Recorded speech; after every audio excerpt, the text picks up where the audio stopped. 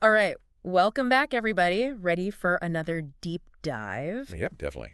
Cool. So today we are diving into the magic of thinking big. Ooh, a classic. Classic for a Reason by David J. Schwartz. Yeah, So, have you read this one before? I have, yeah. Yeah. It's it's one of those books that I revisit every now and then just to kind of get that mindset back in place. Right. It's one of those ones you see recommended all the time. Yeah, yeah. And so I was excited to actually dive into it. And our mission for this deep dive, I think, is to pull out like the big, like almost like actionable things from it, right? Like how Same. can we, the listeners, like actually get something out of it? Yeah, because it's not just a book about setting goals, right? Right. It's like it's really about cultivating this mindset of thinking big and how that can actually like impact every area of your life. Right. Like right from the beginning, he starts with this story of Davy, this little boy who wants to be a professor of happiness. Oh yeah, I love that. It's like, it seems so simple, but like that's like the whole point of the book right there, you know? Right. It's like if you believe it, you can achieve it kind of thing. Yeah, like success starts with believing you can do it. Exactly. And then he gives these examples. I love how he gives all these like real world examples. He's got Harry, the salesman, right? Yes. And Harry is earning 5 times the average salesman. Right. And the point is, he's not 5 times smarter. Right. He doesn't work 5 times harder either. He doesn't work 5 times harder. It's just his belief in himself. That's like the It difference. sets him apart. Yeah. And that's really powerful when you think about it, because it's not about some like innate ability that you're born with. Right. Yeah. It's about like this belief that you can cultivate, that you can develop. Right. And like he makes this point, though, that a lot of us, we live in this environment. He calls it a small thinking environment, Uh-huh. which is kind of depressing. It's true though, right? Right. Like we're constantly, it's almost like we're being told to not think too big, to be realistic, to settle. Right. Don't get your hopes up too high, you know? Right. Like everyone's kind of trying to shrink our dreams. Yeah, and that's like the opposite of what we need, right? We Right. need to be encouraged to think big, to dream big. Right. He uses this analogy of a thermostat, you know, Oh yeah, the thermostat analogy. I love where that. it's like our beliefs are the thermostat Yes. and that regulates like what we can achieve. It's so true. If you believe you can only accomplish small things, that's all you're ever going to do. All right. You're going to stay stuck there. Exactly. So how do we break out of this, like, small thinking trap? Yeah. He introduces this term excusitis, Oh, yeah. Excusitis. That's a good one. the disease of making excuses. It's so common, though. It's something we've all probably experienced at some point in our lives. Right, right. Like, we make excuses for why we can't succeed, for why we can't achieve our goals. And he gives some really vivid examples, like this executive who's convinced he's got a heart condition. Right. Despite all the doctors telling him he's perfectly fine. There's nothing wrong. Nothing wrong. It's just his excusitis talking. Right. And then you've got the opposite example. You've got this guy who has this terrible accident, Yeah. and, instead of using it as an excuse, he's like, all right, I'm going to thrive. Right. And that shows the power of mindset, right? Yeah, yeah. Like how our beliefs can actually shape our reality. Right. It's pretty amazing. And excusitis, like what's really insidious about it is it's all these things that like on the surface level, they sound valid. Exactly. It's like, I'm not smart enough. I'm too old. Right. I'm just unlucky. It's not my fault. Yeah, I'm just unlucky. Yeah. And like he tackles each of those. And I love how he does it with the stories. Like he's got Phil, this executive who's got average intelligence. Right. But he's like 3 times more valuable than some of his colleagues who have like super high IQs. Exactly. And the reason for that, like you were saying earlier, is not about like raw intelligence. Right. It's about how you leverage your strengths, Yeah. how you develop the skills that really matter. Like in Phil's case, it was his positive attitude and his amazing people skills. Right. So like what's the cure? If excusitis is the disease, what's the cure? And he gives this really intense example of these paratroopers But yeah, that one's a bit intense. where they literally just throw them out of a plane. Just to get them over their fear of jumping. Right. I mean, most of us won't be facing anything quite like that, thankfully. Right. But it illustrates a really important point, which is that action is the best way to overcome fear. Right. Like you're scared to do something, you just got to do it. Exactly. Even when it feels uncomfortable, even when you don't want to, just taking that first step can be so powerful. Right. And then he gives another one where he's got this executive. He's terrified of public speaking. Oh, yeah, that's a common one. Yeah, Yeah. like debilitating. Right. Yeah. But instead of letting that fear just like paralyze him, he practices, he prepares. And, eventually he's like a confident speaker, which I think a lot of us can relate to. Right. It's like anything else, the more you do it, the more comfortable you become. Right. You build that confidence muscle. Exactly. He even talks about managing your memory bank. Oh yeah, the memory bank. That's an interesting concept. Like, what is that? It's basically this idea of consciously depositing positive thoughts and experiences into your memory. Mm. So instead of focusing on all the negative stuff, Yeah. you're actively choosing to remember the good things Right.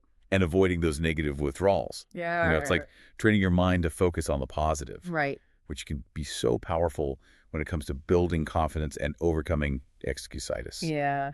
And then this leads to another one. This one's kind of fun. Think confidently by acting confidently. Oh yeah, that's a good one. Like you Yeah. don't have to wait until you feel confident to start acting that way. Right. Like fake it till you make it. Kind of, Mm. but it's more than just faking it. It's about understanding that your actions can actually influence your thoughts and feelings. Right. He gives like practical things you can do. Yeah, like viewing others as equals, not intimidating figures, Uh-huh. and developing an understanding attitude toward difficult people. Right. Because remember, often those difficult people are dealing with their own stuff that you have no idea about. Right.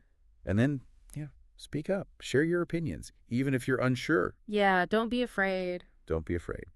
And don't underestimate the power of a genuine smile. Right. It can change your internal state, and it can disarm even the most challenging individuals. Right. Like these small things, these small actions, when you do them consistently, it's like rewiring your brain Exactly. for greater confidence. Exactly. You're building those neural pathways. Right.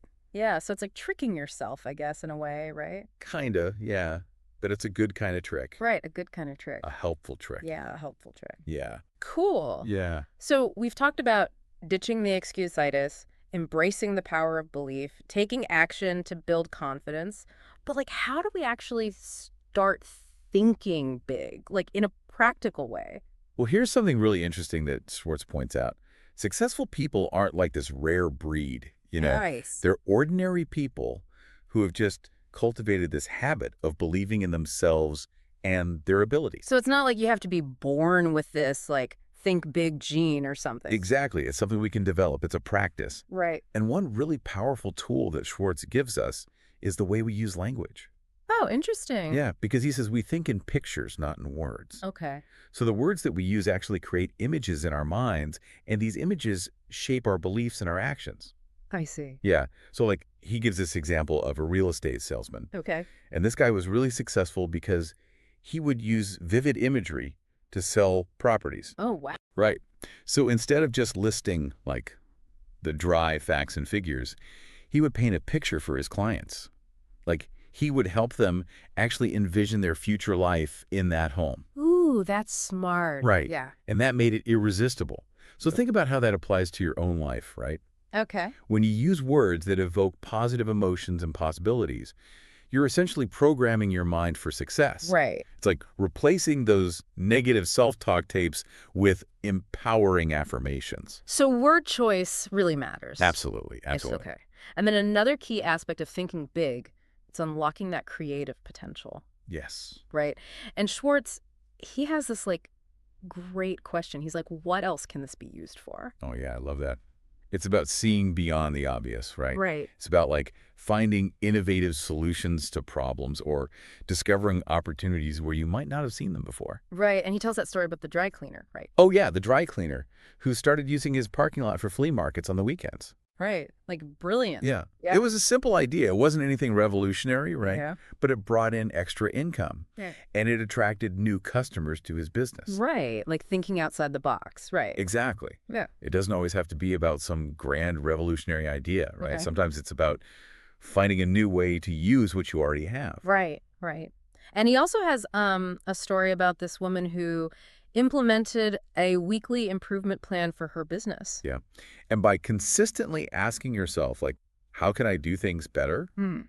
She unlocked a stream of new ideas. Right. It led to greater success for her business. So it's like inspiring to think like we can actually cultivate creativity Yeah. just by like making it a practice. It's not about waiting for inspiration to strike. Right. It's about actively seeking ways to improve, to innovate. Right. And then he doesn't even stop there. No. He talks about capacity. Oh, yeah. This idea that capacity is a state of mind. Right. He gives this great story about this bank executive, this guy who had to suddenly take on double the workload because a colleague left. Oh, wow. And instead of like panicking, he just embraced it. Yeah. And he found he could actually handle it. That reminds me of that saying, you never know how strong you are until being strong is the only choice you have. Right. Yeah. Like, we place these limits on ourselves based on what we think we can handle.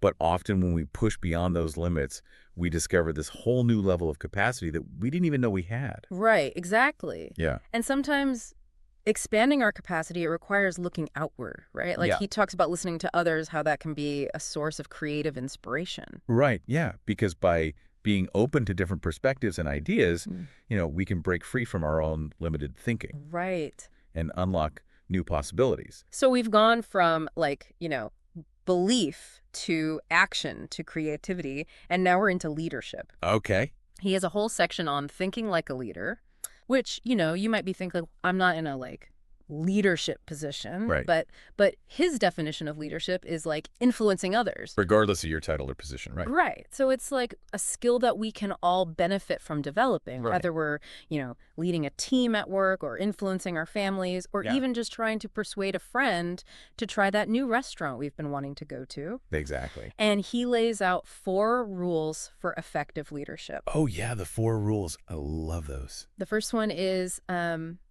trade minds with the people you want to influence. Oh, yeah. That's a really important one. It goes back to empathy, right? Right. Like, if you want to effectively influence someone, you need to understand their perspective. Right. What are their needs? What are their motivations? It's about stepping into their shoes, Yeah. really seeing the world through their eyes. Right, right. And he gives that example of Ted, this ad man, who just like totally failed to connect with his target audience. Yeah, because he didn't bother to understand their needs and desires. He was so focused on his own brilliant ideas. Right. He completely missed the mark. And then there's Joan, the retail buyer. Oh, yeah, John. And Joan is just like so obsessed with her own style that she didn't care what the customers wanted. Right. It didn't matter. And both of those examples, I think, highlight the importance of understanding your audience before you try to influence them. Right, right. And then the second rule is be human. Be human. Yeah. Sounds so simple. It sounds so simple, right? Right. But he's like emphasizing like treating people with respect, compassion, genuine care. Not like cogs in a machine, yeah. Right, not like robots, yeah. Yeah. And he tells this great story about John, this engineering executive, who fostered incredible loyalty among his team by focusing on the personal touches. Yeah. Like remembering birthdays, offering support during difficult times, just generally just showing that he cared about his employees as people, not just workers. Right, right. So just like those little things. Yeah, exactly. Mm-hmm. It highlights the fact that people are more likely to follow someone who values them as individuals, someone who sees their humanity. Yeah, for sure. And then rule number 3 is think progress. Think progress, yeah. Which, again, sounds pretty straightforward. Right, But it's a mindset that not everyone embraces. right. Like effective leaders, they're always looking for ways to improve, to set higher standards, to move things forward. It's like Right. they're not content with the status quo. They're not content with mediocrity. Right, they want to constantly be like improving. Exactly. Mm. And he contrasts that with like the status quo mindset, Right. those people who resist change, who prefer to keep things the way they are, even if those ways aren't working. Right, like they're afraid of change or something. Right, exactly. And he gives this really great example of this aluminum company that was really struggling, Uh-huh. and they decided to replace their top executives with individuals who had this think progress attitude. Oh, well. And it completely transformed the company's culture and ultimately its success. So like a top-down approach. Yeah, it's a powerful reminder that a leader's mindset can have this ripple effect throughout an entire organization. Wow, yeah. And then finally, rule number 4, he says, confer with yourself. Confer with yourself, yes. And that one, like, in today's world where we're told to be connected, collaborative all the time, it's like, what? That one might seem a little counterintuitive. Yeah. But what he's emphasizing is the importance of making time for like focused thinking and self-reflection. Right. It's about like stepping away from the busyness of everyday life to really consider the bigger picture, to develop Yeah. your own thinking, to tap into your own wisdom. And he contrasts that with, like, the executive who can't stand to be alone. Yeah, yeah. Mr. I can't stand to be alone, who's always got to be surrounded by people. Right, right. And it's this reminder that we all need time to recharge, to reflect, and to connect with our own inner wisdom. Okay, yeah. So kind of shifting gears a little bit, let's talk about turning defeat into victory. Because, I mean, setbacks, those are just inevitable. Right. They're a part of life. Everybody experiences setbacks. Right, part of the journey. But it's how we react to those setbacks. That's what determines our success. Right. That's what Schwartz is pointing out. So he says big thinkers, they don't see defeat as like the end, you know? No, no. They see it as like an opportunity to learn, to grow. It's about reframing your perspective. Right, right. Seeing those challenges as a chance to become stronger, more resilient. Right. It's powerful, that shift in perspective, right? It is. It is. Instead of getting bogged down by the setbacks, we Uh-huh. can actually use them as fuel to propel us forward. Right. And he gives all these examples of people who turned like, what looked like failures into like stepping stones. Exactly, yeah. Like the management consultant who overcame years of hardship to build a thriving business. Right. And then there's a student who failed a class, but he used that experience to fuel him to like, excel in his field. Yeah, it's like that saying, what doesn't kill you makes you stronger. Right, exactly. But it's not just about being tough, it's about using those setbacks as valuable lessons Exactly. to learn and grow from. And he shares this really inspiring story about Helen Keller, Oh, yeah. who triumphed over just immense challenges to achieve a remarkable life. It's a reminder that even in the face of like seemingly insurmountable obstacles, the human spirit can prevail. Right, yeah. So, like, how do we actually do that? Like, how do we turn defeat into victory? It can't just be positive thinking, right? Right. It takes more than just a positive attitude. It takes action. Right. And Schwartz offers some concrete strategies for doing this. And the first one he says is, we should salvage something from every setback. Okay, what does that mean? It means taking the time to really analyze what went wrong. Right. Identify the lessons that you learn. Right. And then use those insights to avoid making those same mistakes in the future. Right. So it's turning those failures into data points. Exactly. Exactly. Instead of just feeling bad about what happened, Yeah. we can actually extract some wisdom from the experience. Okay. And he also encourages us to use constructive self-criticism, right? Right. To identify areas for improvement. So, like, being honest with yourself. Being honest with yourself without falling into the trap of self-blame. Right. It's a delicate balance, right? We need to be critical enough to identify where we went wrong, but also compassionate enough to avoid beating ourselves up about it. Right. Right. And then, blending persistence with experimentation. Yes. So, like, staying focused on your goals, but also being willing to try new approaches. Exactly. And he gives this example of a literary consultant who is helping this talented but struggling writer. And instead of telling the writer, like, give up, you're not good at this, he encouraged him to keep writing, but to experiment with different genres and styles, Right. until he found his voice.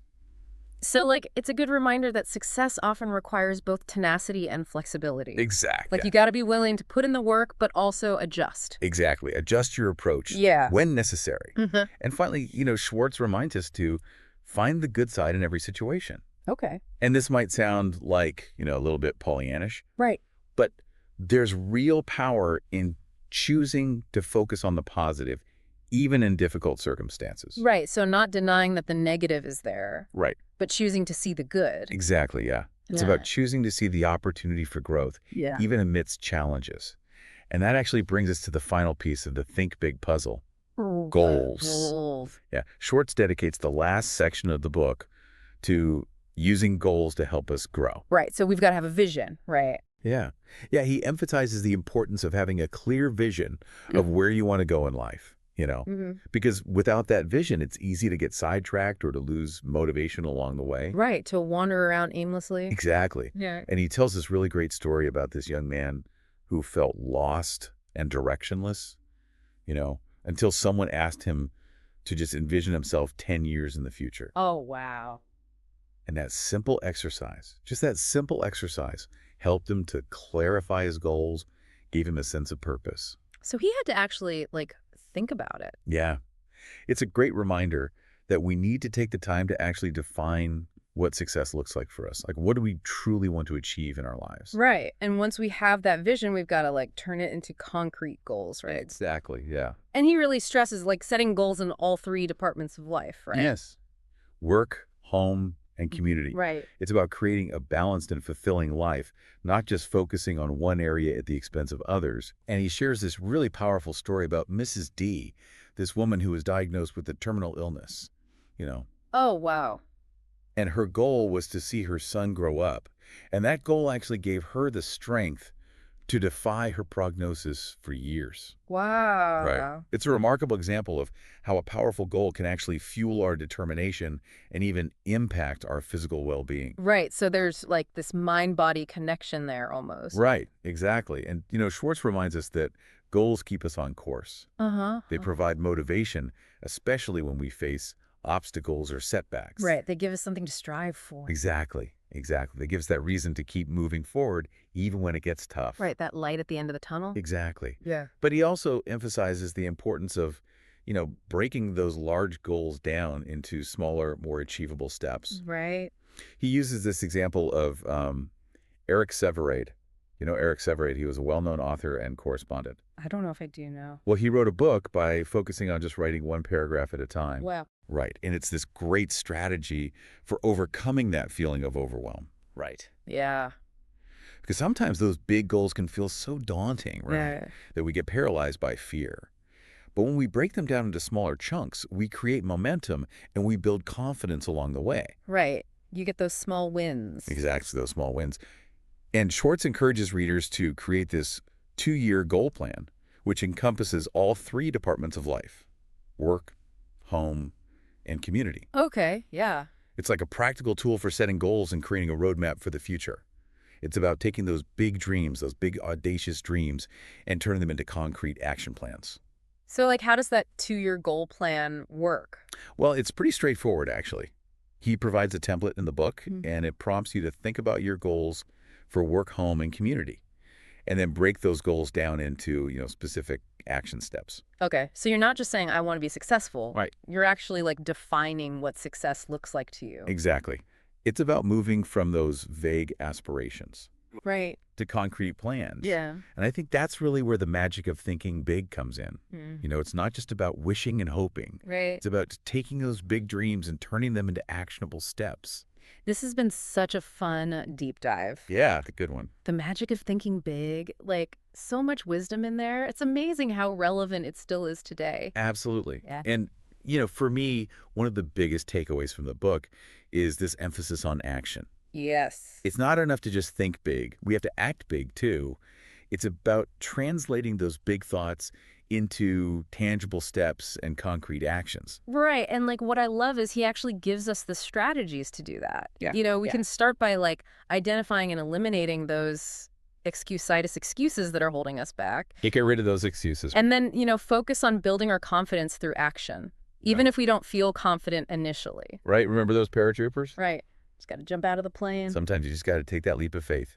And then we can, like, nurture our creativity by being open to new ideas, experimenting, constantly asking ourselves, like, how can I make this better?